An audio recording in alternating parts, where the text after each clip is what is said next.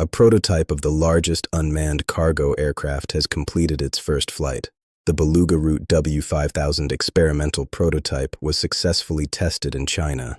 The flight took place in Inner Mongolia, marking a major milestone for the project. This means preparations for the full-size W5000 have entered the final stage.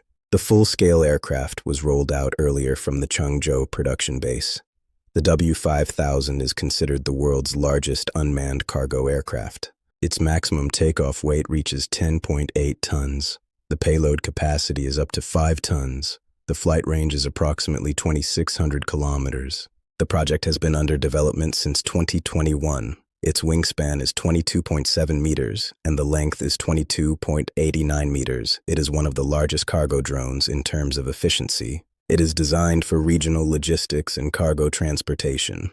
The aircraft uses turboprop engines. The turnaround time at airports is only about 15 minutes. The system is fully autonomous with ground control support. One operator can control up to 6 or 7 aircraft at the same time.